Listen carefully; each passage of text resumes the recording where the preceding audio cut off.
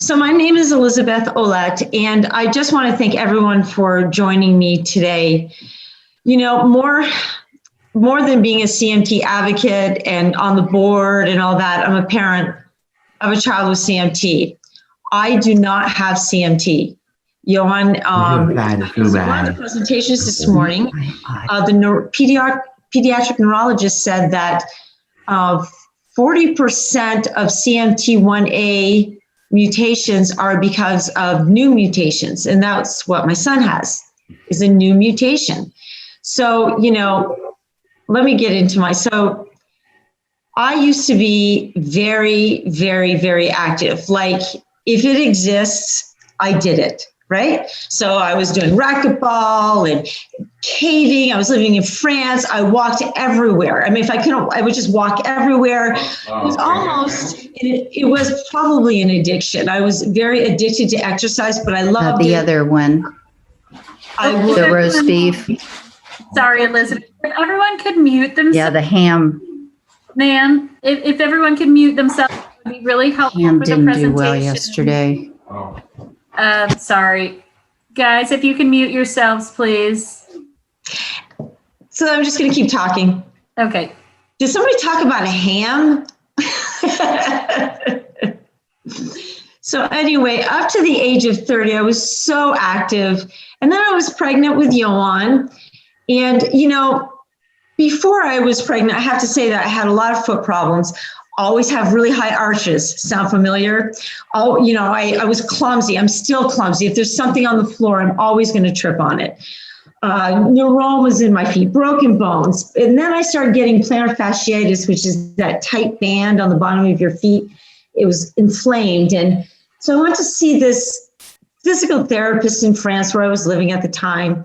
And he took this vibro massage jackhammer machine and did it all along the bottom of my feet, both feet. I came out of there that day and I'm like, God, my feet feel weird. The next morning, and I'm sure a lot of you can relate to this, burning. I felt like my feet were on fire. I had my son at that point. He was 3 months old. I'm trying to walk him in the stroller like I usually do. And I am literally walking on fire. I'm like, what the heck? When can I get rid of this? When is this going to go away? Well, it didn't go away. I went to see all these people in France. I went to get orthotics, and they didn't really have orthotics that managed your arch. They had all these weird things with, like, I don't know, pads on them. So we moved to California, and I was in a wheelchair. I really could not walk anywhere very far, very long. To this day, I can't go to a museum without a wheelchair, but I had chronic pain. And I was like, what is going on? Like my whole world as I knew it just changed overnight from this athletic person that was skiing and hiking and randonnée skiing and enjoying, I'm an earthy person, you know? And then I'm like, I have a baby. I'm trying to get along in life. I'm one of those women in Whole Foods or these, you know, those little carts going around and people are judging me like, you are too young to be in that machine. You know, I'm like, well, thanks. That's really helpful. But I'm in this machine, this like, you know, whatever you call them, those carts, those rolling carts. I can't help it. So I finally found a pain management program. And it was really hard because I still have chronic pain. So this is not a talk about chronic pain, but it's staying active and how to remain active when the odds are against you, when you don't feel well, when your muscles are tight, when you have chronic pain, when you have a hard time walking, when you're clumsy. My body feels most of the time like it's 98. I feel like this lady right here in the picture. But my brain goes, oh, I can do this and I can do that and I can do this. And I just end up hurting myself even more. So I still have to bring those 28 and the 98-year-old together because I'm really almost 58 and I'm not sure what that's supposed to feel like. So not being able, you know, disabilities are all different. Some you don't see them, like a lot of people have CMT and you wouldn't know you have CMT. If I had not had this foot pain and these problems with tightness of my Achilles and my calves, I would have never, ever been able to empathize with my son, Johan, ever. I just wouldn't have been able to do it, because there's something to say about having pain to be able to relate to somebody else who has pain or CMT or disability. So, I used to do a lot of self-talk. I'm crazy. There's nothing wrong with me. Why aren't the doctors finding it? I must be nuts. Am I making this up? And then love my body, but I have these big, humongo feet. I have size 10 feet, and with these huge orthotics, I have size 12 clown feet. I say that to myself still to this day, but then I go back, I'm like, at least these clown feet are allowing me to walk. At least these big orthotics are allowing me to walk. So I appreciate now, but you know how before you can really appreciate something, sometimes it has to be taken away. So my ability to walk was taken away and to do all these things. And I said to my podiatrist the other day, thanks to you 20 years ago, you made these special orthotics for people with diabetes, and they were really big. If it hadn't been for that one person, I would be in a wheelchair, unable to walk today. And he was the first one that really helped me. So on bad days, I still use a handicap placard, or is it called placard? A handicap sticker from my car. But I look great when I walk. I'm going and I'm driving and I put my handicap thing in and my feet are hurting. And I get out of the car and I'm like, oh my God, everybody's looking at me. Then I feel like I should start limping. Sometimes I do start limping, or I hit my hip, or I'm like, what am I doing? I'm pretending to have pain, but I have pain in my feet, but I can't show people. Then I just go, get this sign on my car. This spot is for handicapped people. Move your car. You cannot park here. And I'm like, really? What do I do? What do I do? Am I supposed to fake it? Then I just decided what other people think of me doesn't matter. What other people think of me doesn't matter. If I have pain, I have to validate myself. If I can park somewhere else, I would rather park somewhere else. Those days I can, I do. What other people think of me doesn't matter. And this has been my mantra, because I really believe it.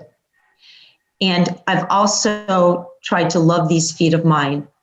I've always been made fun of for my feet. Always. Like, my feet are so big. I don't need water skis.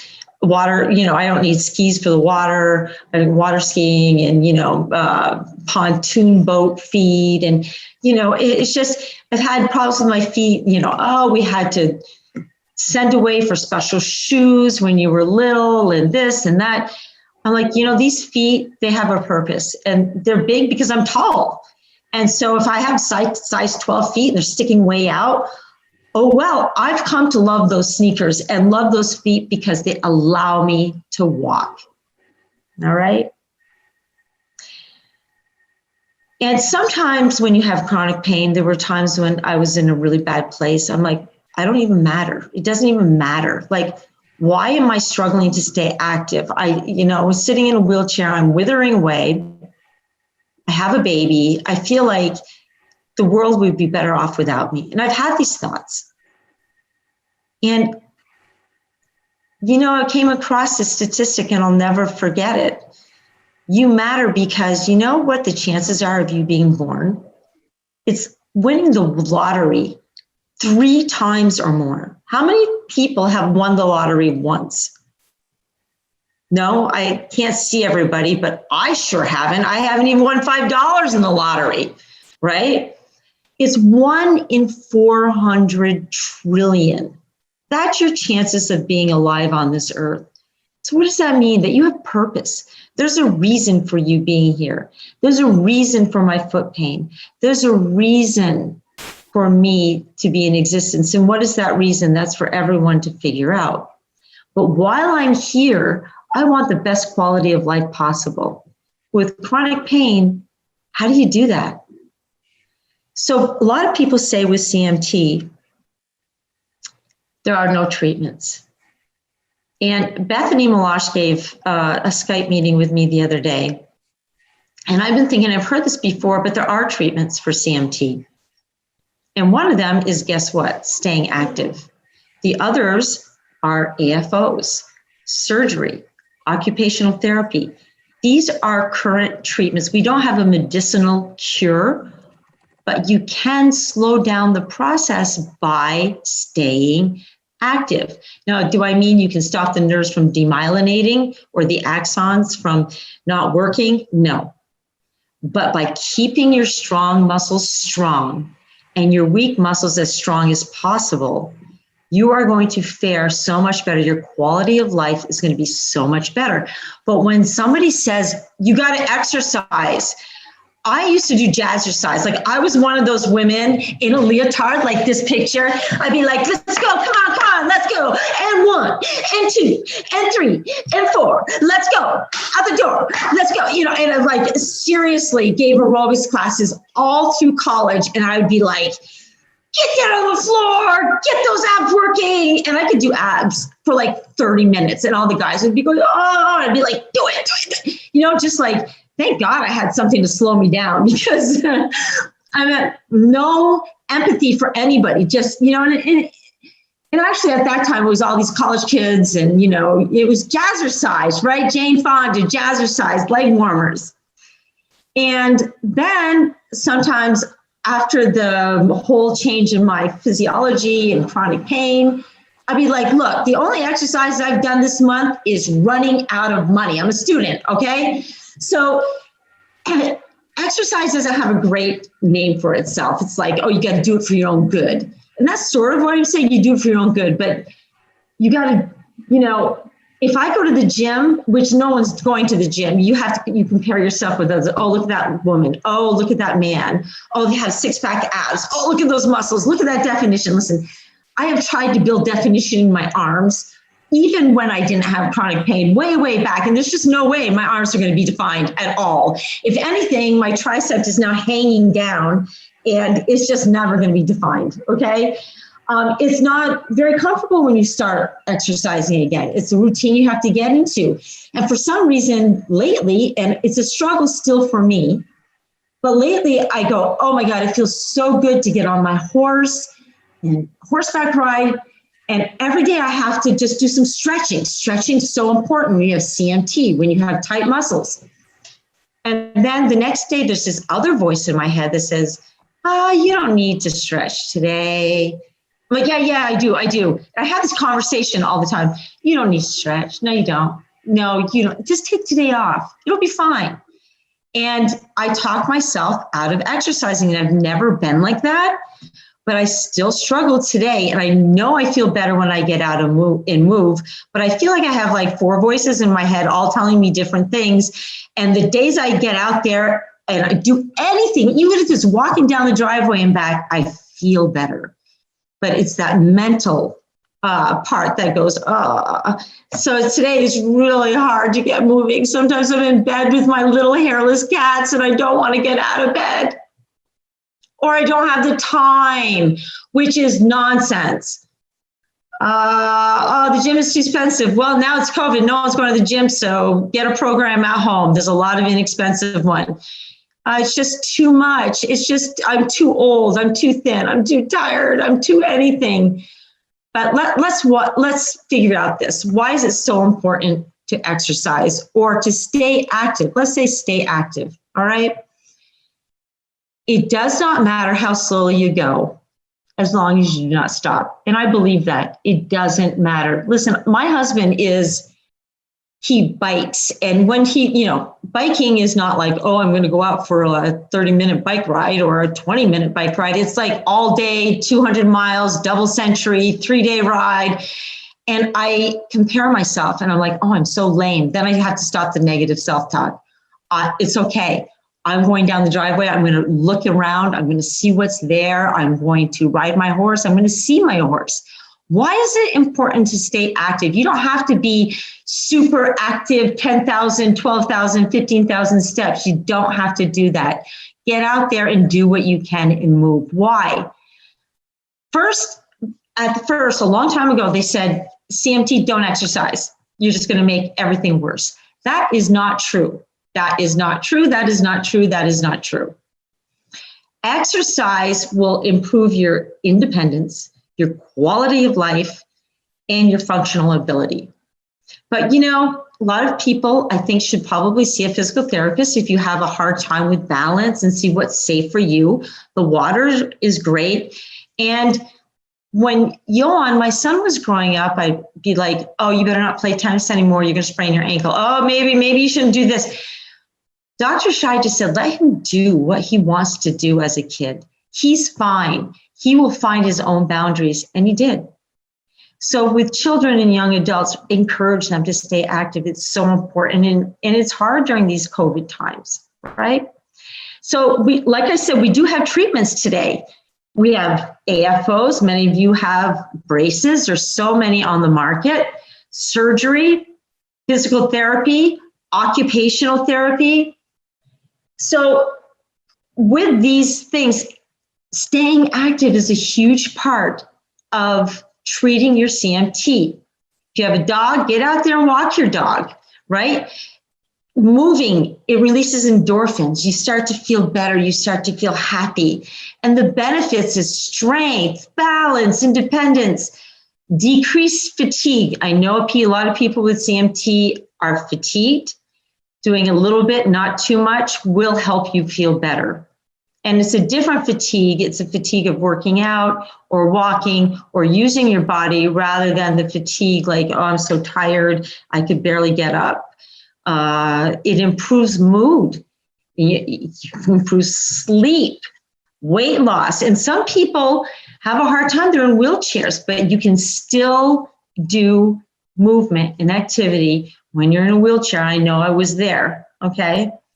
And it makes you feel better and think better, all right? So what's important to exercise? We have to work on balance, stretching, strength, and endurance. So 4 things. So on the CMT website, we have some great videos of people with CMT exercising in chairs or with a chair and doing certain motions. People go, oh, what are the best exercises to do with CMT? It's really individualized. I think the focus might be better to think on movement, what you can do. And if you have an injury, see a physical therapist to find out what's the best way to come back from that injury. But, you know, for balance is really important because you have decreased sensation in your feet and in your legs sometimes and muscle weakness. So there are exercises to help work on balance, right? Proprioception's involved, so you're working on your balance. Some physical therapists will teach you to use your vision to substitute for the proprioception issues. And a lot of people do Tai Chi or modified chair yoga or modified activity in a chair or in a wheelchair or against a wall or holding on to something. So balance is really important because I don't want you falling, right? Stretching is also extremely important. And if you have kids, I really recommend that you stretch with them because, you know, when Johan was young, I'd be like, okay, you got to stretch. You got to sit here, just watch TV and do the stretch for like 5 minutes. Well, it's sort of like if you have kids and one of them or 2 of them have CMT and the other ones don't, it almost feels like a punishment for that child, right? Go stretch. It's good for you. But at that age, they're not going to understand that it's good for them. So if you do it with them and it becomes a family thing, then it's like part of your family and part of your life, and start young. But really your Achilles tendons get tight. Your hands get tight, stretching them back gently, your fingers, to stretch out those hands and, you know, keep them from clawing and contracting. Range of motion, we want to keep, even as we grow older without CMT, we want to keep that range of motion in your shoulders, in your body. Swimming is wonderful. And I know that a lot of things are closed right now. Heel cord stretching, Achilles tendon, just a must for every day. And this ball under the foot, I use that all the time to stretch out that fascia, to keep sensation from being, I'm overly sensitive, and some people are overly sensitive with pain with CMT. Very, very important. Next thing is strength. Atrophied, you can keep them strong, but you can't bulk them up. You can't like make a huge muscle from a muscle that's affected by CMT and has atrophied. But you can strengthen all the muscles, and there are quite a few that have not been affected by CMT. And that's really important in keeping you strong, walking, active, and conditioned. Because some muscles may become weak, the strong ones may become weak just because you're deconditioned and you haven't been using them. All right. So again, this goes back to floor exercises if you can get off the floor. If not, you might need to do it on the bed. But there are solutions. Okay. And the last one is endurance. We really want to make sure that our cardiovascular health is good, that we get our heart rate pumping. So biking is a great thing. And I'm going to talk about biking a little bit later.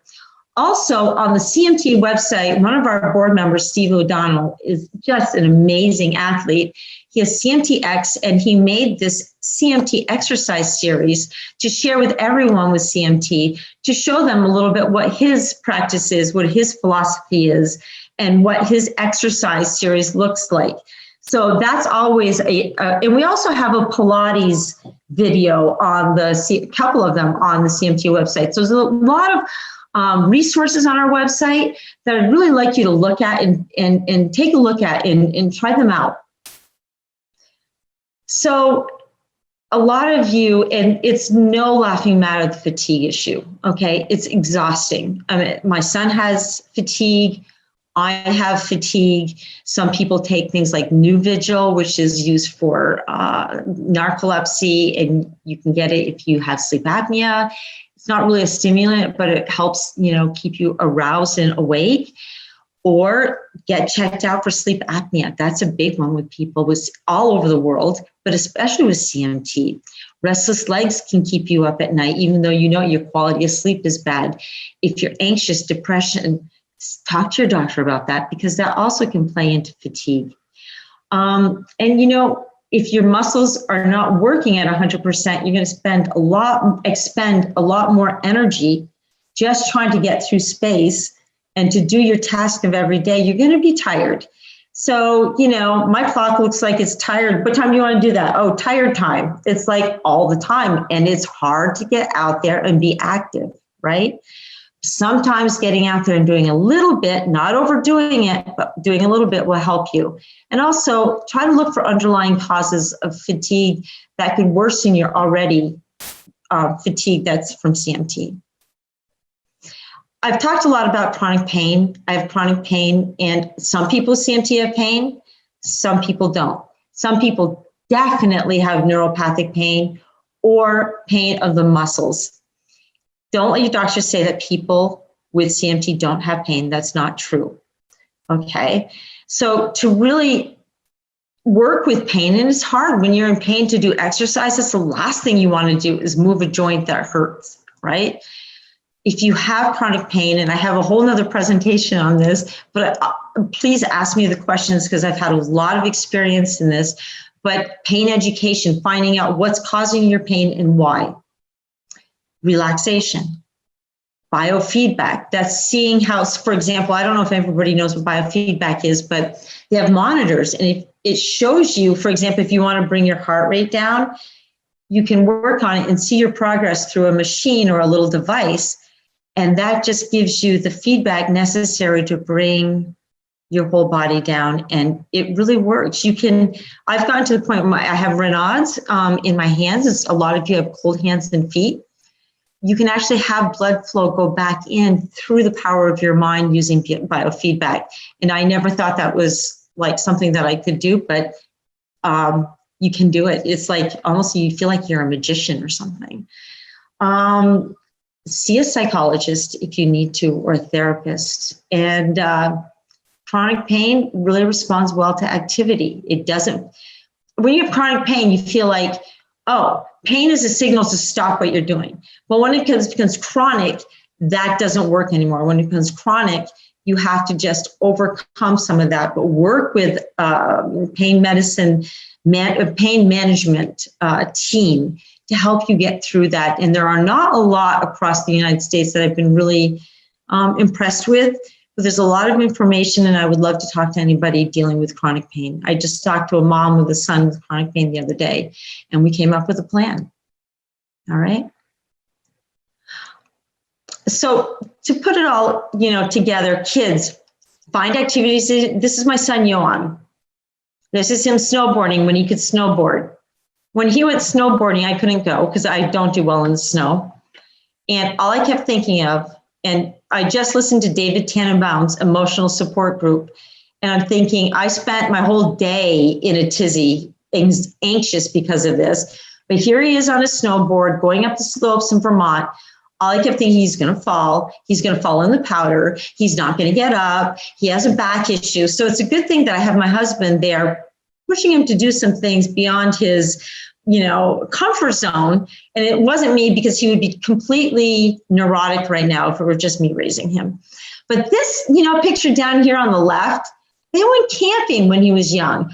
They came back and showed me this picture. I had a fit. I'm like, what are you, crazy? He has balance issues. But for him, this was one of the best experiences of his life. He succeeded in crossing this log. And my husband goes, oh, it wasn't that high. It's just the way the photo's framed. And I don't believe that for a second, but he's still alive. So everybody's alive. Everybody's good. Archery. He took up archery. That was awesome. Here's my son and my husband down here on a hike. It was in Australia. We did a lot of traveling. We also took up horseback riding. He did, and I took his horse later. That's why I'm saying we. And he goes to physical therapy every single week to keep his core strong. And that's really important in CMT, is to keeping your core strong. All right. And kayaking, they did that. They did so many things when Johan was young. It's just amazing. If that had been me, I can't do those things. So it was great that my husband, who's a huge athlete, that he took the time, the energy, and he found activities that Johan could do. And I'll always be grateful for that. So we're going to go back. So this is how I feel right now, because Laurel made me get up at 6 o'clock. This sloth.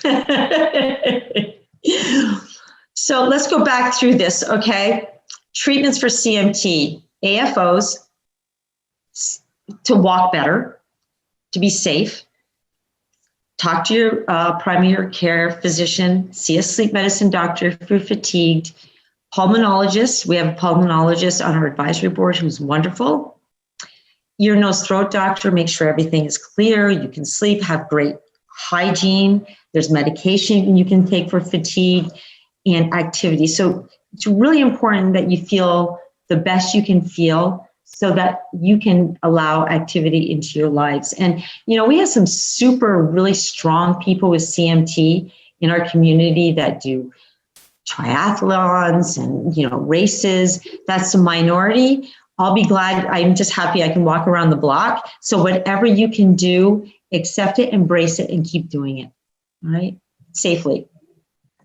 So again, work with a physical therapist, have fun. I love this next one, listen to your body, but this one, no gain with pain.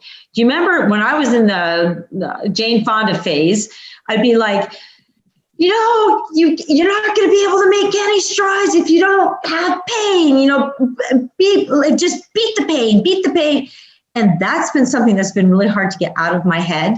No pain, no gain. It's really no gain with pain. So put that into your mind. And people find the funnest things to do. You can just vacuum or rake leaves, or pretty soon we're going to be shoveling snow if you can do that. That is awesome exercise. And I'm sure your dog will always love to go out for a walk, right? This guy was was at the airport, and he's like, I'm stretching. So he was at the airport stretching. This is before COVID, but I thought that was pretty. I took a picture of him because I'm like, good for you. You don't care what other people think of me, don't matter. So I have to say, there's so many people in the CMTA community that really inspire me, and theirs are just a handful. This is my son here, Johan, who I've showed you in the past with my husband, Gilles, and he could never bike. He couldn't get the balance. I would bring him to physical therapy. He would try to bike, he would fall. He told me to throw the bike in the garbage. He hated it. He hates exercises. He hates being active. Don't ask him to be active because he'll never be active. And that was the end of it. That was like when he was 15. So when he was in college, one of my brothers came and helped him get his balance on the bike with no judgment, no pressure. And at that time, he learned to bike, but he didn't really use that skill until recently. He did this, we host this Cycle for CMT every year. And for the first time ever this year, Johan, this is an electric bike, used his electric bike to pedal 20 miles on hills with my husband. And it was one of my proudest days ever because he overcame his fears and challenges. And now he bikes on a regular basis and he's enjoying it. So when he was 15, he said he'll never exercise. That was a moment of frustration.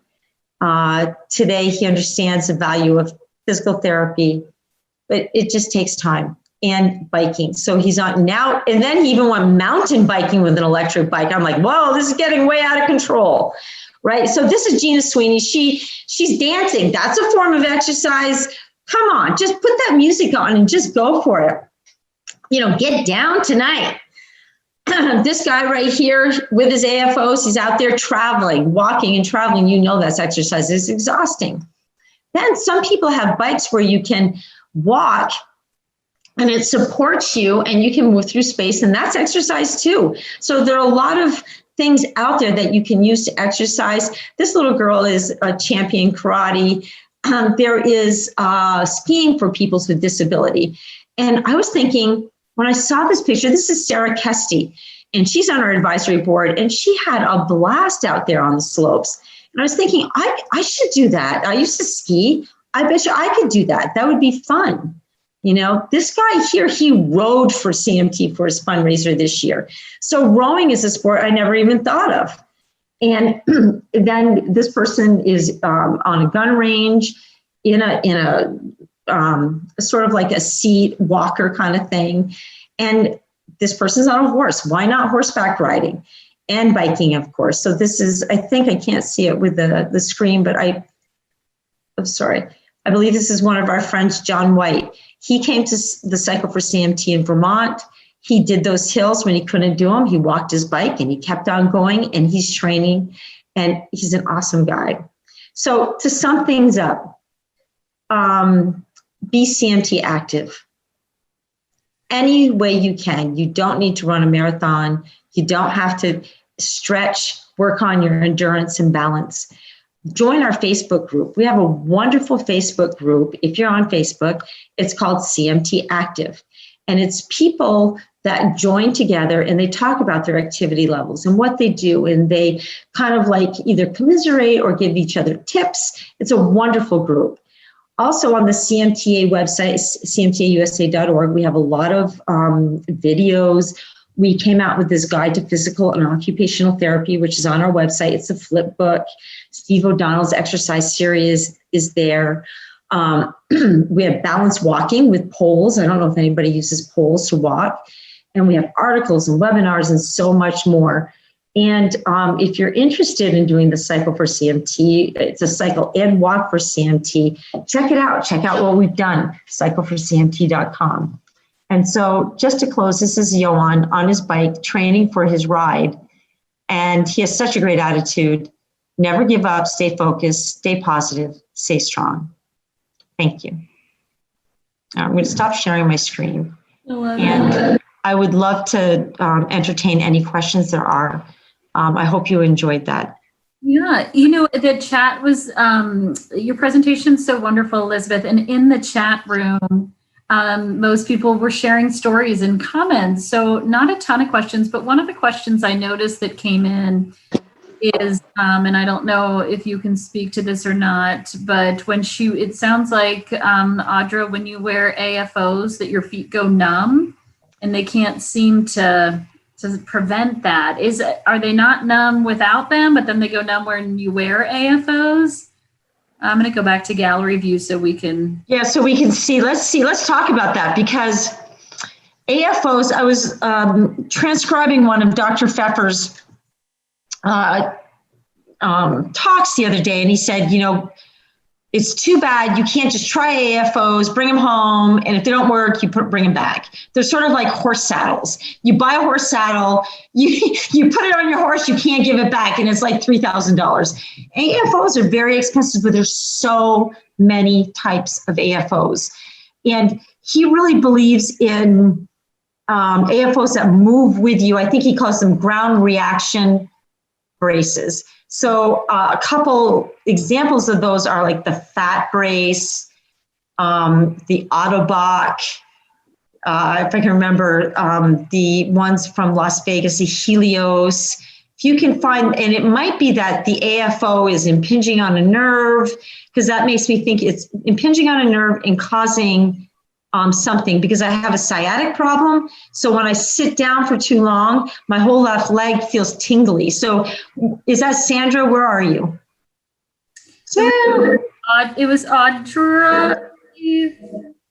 I don't know if you would like to unmute and share your experience. I'm just looking to see if I can find her. So AFOs, it's some people don't want to wear AFOs. Some people want to for their safety. I think it's great, but it is hard to find a good brace. It's hard to find the right brace for you because they are really expensive. And insurance will only pay, if they pay anything, a certain percentage over a certain amount of years. Some of the braces can be $12,000 each. I mean, who has that kind of money? So I would definitely try to work with your orthotist, because that should not be happening. Does anybody else have a problem with their braces like that? How do you start the process for getting AFOs? Yeah, you can get a prescription from your neurologist or from your primary care physician. And then you go to a place that makes orthotics like Hanger, or there are many, many companies. Laurel, what braces do you find? What are you wearing for a brace? Oh, the Noodle was another one of the ground force reaction braces. Yeah, really the carbon fiber braces are so highly recommended for most people with CMT. There are a few situations where they're still recommending the kind of old white plastic brace, but the carbon fiber, those ground reaction braces really give energy back into your walk, which is so wonderful. So I was one of those stubborn people who refused to wear braces, even though I was high stepping and tripping all the time when I kind of got into my late 30s.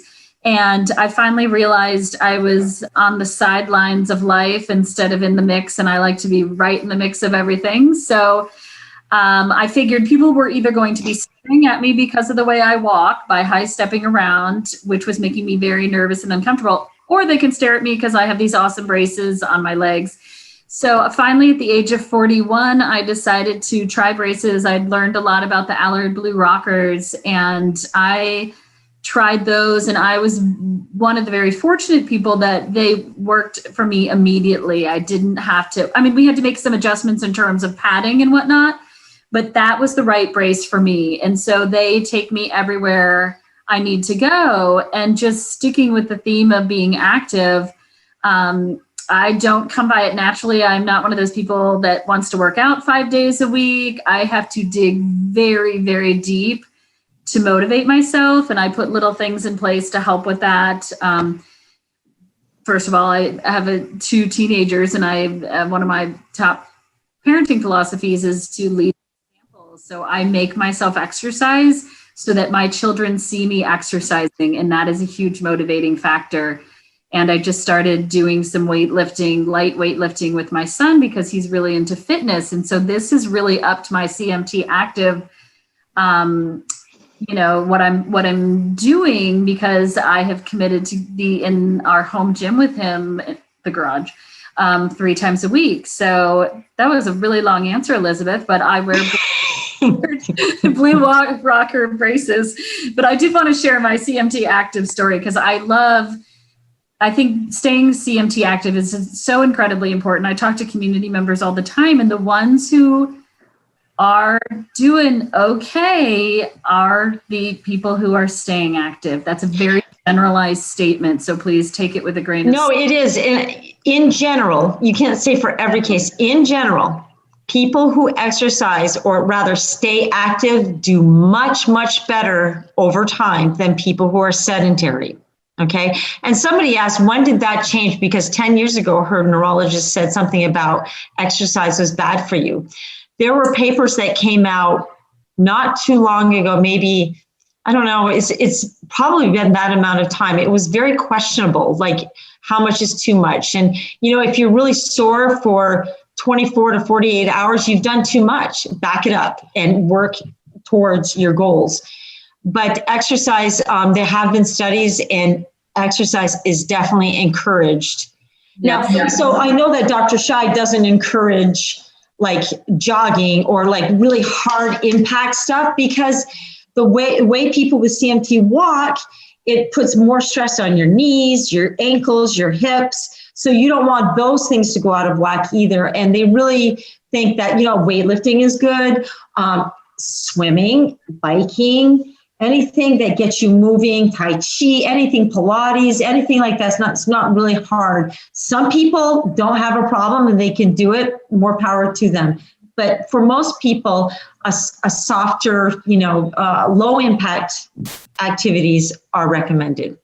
Yeah, and Elizabeth, I just want to add, I was hoping to say this and you brought this up, but I love the fact that you have brought exercise to light for the CMT community. I mean, you've done so much, but really bringing the CMT active to the forefront for CMT patients, because even myself, I was told, exercise is not good for you. Do not exercise. It's, you can't exercise. And that word can't was instilled in me for a good couple of years. And, to see the mindset of CMT patients change with this time, and you giving this presentation and you bringing it to the light to the CMT community, I think is so incredibly important. So that's one thing that I try to instill in Riley, my daughter. So I think this is really important for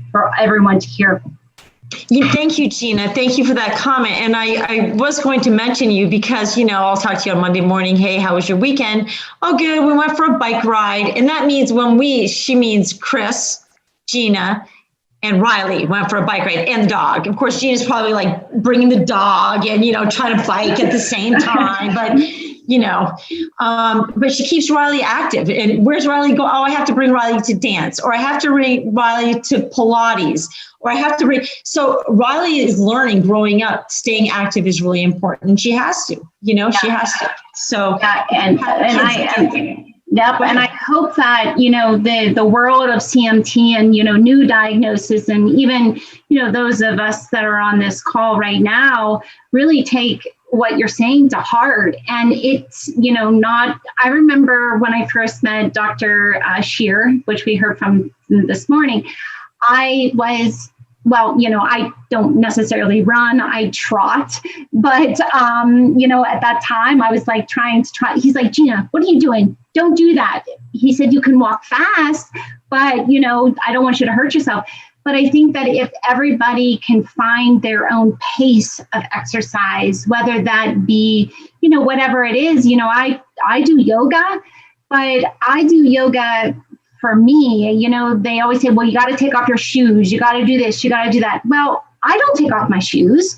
Just because everybody else is taking off their shoes doesn't mean that I have to take off my shoes. There's no written rule or law, and I stay by the wall. So I think that, everybody learning their own CMT active is incredibly important. And I hear from Riley, oh my gosh, I'm so tired. Like, I have such a bad day.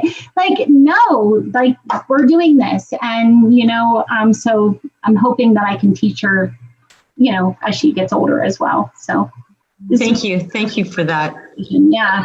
Other questions about pain and walking or exercise or anything else? Yeah, and people are asking about can they find braces that actually make them tired instead of returning some of that energy? And also, so again, that ground reaction brace that actually you walk and it gives you spring is really important. So again, maybe a different brace. And it's hard in this country. I don't know how many people have braces, but they're expensive. They're expensive. So Bethany is Bethany Malash was part of the CMTA. She's 28. She lives in England. She's like, this is great. I can just bring braces home, try them, and give them back if they don't work. And she can. I mean, I wish we had a system like that where we could do that. There's another brace I want to mention. It's more for foot drop, but there's a big following in the CMT community is the TurboMed brace. And we'll be having a Zoom meeting with the people from TurboMed at the beginning of December. And it's a brace that goes on the outside of your foot, on the outside of your sneaker, and you can, change them from one shoe to another. Well, you can wear them with sandals, and you can wear them with boots, and you can wear them with sneakers with it takes 2 seconds to change the brace. It's on the outside. So braces should not make your feet go numb. Because that's Audra's back. Audra, we actually were talking about your comment earlier, but I think that you had maybe left the Zoom. Are you with us now? Are your feet not numb before you wear the braces and then they go numb with the braces? No, they just go numb whenever I put the braces on. Wow. So that means something's impinging on a nerve. They're not fitting right. What kind of braces do you have? The AFO. Yes. Something. Yeah, they go in my shoe.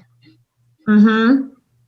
Well, that should definitely not be happening. It's sort of like I have to my whole leg has been going kind of numb when I get in the saddle on my horse, but it's because I'm sitting on my sciatic nerve and it's being overused. So I need to lift the pressure off that. And then I get off, and after a day, I'm fine. So there's something, it sounds like, I'm not a doctor, but it sounds like a nerve is being irritated. And that you need to really figure out because you already have CMT, you don't need more nerve issues. Yeah, they've tried different pressure points, like up the side of my leg, one in my foot. And it's still it causes half my foot to the end of my toes to go numb.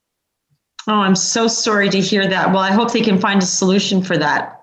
They've worked on them 3 or 4 times now, and it doesn't seem to be doing it. It's such a pain, and you have to keep going back and coming. It's very time consuming, but if you can get it right, it's great. I mean, if you can get one that works, it changes your life. Right, Laurel? Like you just said, my gosh. Life changing. It was life changing. I speak to a lot of people about that. I mean, I got to do some of the things I had stopped doing, like shooting hoops with my son or playing tennis with my daughter. And I'm not the fastest person ever. I'm always the slowest, but I'm out there staying active, and it makes me feel better. When I don't exercise, my body hurts. That's when my CMT actually feels the worst, is if I'm not moving. I have a standing desk, which I'm sure is going to sound crazy to people, because my body aches so much when I'm still, when I'm sitting. And so it's that me moving around that keeps things. I don't know why I am that way, but it just keeps flowing, I guess. I don't know. Yeah. So I'm curious to know from our audience, like, what do you do to stay active? Do you do anything? Do you struggle? I struggle. I can't do anything hardly. I take care of my grandkids on and off, but I don't go out to the grocery store much anymore. I don't do much of anything now, especially since the braces aren't working properly. Can you do some stretching and movements of your upper body or your core? I do some. Right now I'm having a lot of back issues. They're getting ready to do some x-rays. All right. Mm-hmm. Pole walk. That's great. Pole walking is, Dr. Greg Stillwell is a big pole walker. He's great. Somebody goes to the gym even though he's in a wheelchair. That's awesome. Sled hockey. What the heck is that? Catherine, where's Catherine? Catherine, what's a sled hockey? I want to do. Hold on, I'll get it. Sled hockey, that just sounds so exciting. And Young was playing badminton. Young, I love that you were playing badminton before COVID. That's fun. I mean, hearing about everyone's experiences on strength training, that's awesome. Who specializes? Oh my gosh, you can even find somebody that specializes in chronic pain. That's awesome. Okay, let's see the sled hockey thing. Now, what is this contraption? He sits in the sled, and she uses her arms with the hockey sticks to push her around the ice, and the whole team is all children playing sled hockey. And when I get on the ice, I make a circle. Yeah. And then I have my hard time going to no. That's awesome. I want to do that. Trekking poles. That's really great. This sled hockey, I've never heard of that. That's awesome. And did someone play a sport that since their CMT progressed, they've learned how to do it? You didn't quit, you didn't give up, but you've learned how to do it with your CMT body. You're not muted. Okay, pickleball. What in the heck is pickleball? I'm learning all these new activities. I got to put it in my thing. What's a pickleball? I would think that'd be a Gina thing. John, was that John? John, can you unmute? Tell us about pickleball. It's like tennis, but you use a wiffle ball and it's a smaller court. Oh, that sounds so fun. Where are you from? Are you on the beach right now? If you want me to be, I wish I was. No, I'm not. I'm actually in Wisconsin. But okay. Pickleball is really big in Florida and the YMCA's, and it's mostly adults. The court is half the size of a tennis court, so you don't have, the running around that you would have as much with tennis, and you don't have the hard serve that you have with tennis, so it's a lot easier. Yeah, it's fun. Good for you. Let me say one more thing. Sure. On the website, I learned about the balance walking. Yes. And I was a huge downhill skier. I can't downhill anymore. I don't have the balance or the strength in my legs to turn the skis, and it was probably worse than that was the worst thing for me. But now I'm snowshoeing in the winter here. The pole walking though, I tripped before, and I was diagnosed late. I was diagnosed when I was 66. I'm almost 70 now. And all these little symptoms were there, but I didn't really realize that it was an issue or, it was CMT. And my feet were always cold though, skiing or anything. There were all these little things out there that, I just thought, oh, that's just, what it is. But the pole walking is awesome. And, I used to trip a little bit and never thought anything of it, but with those poles, no more tripping. We were hiking last year at at the Grand Canyon. I couldn't probably walk around the block without those poles, and we were walking 5 miles a day with the poles. That's awesome. Thank you for that testimonial. That's great. That's wonderful.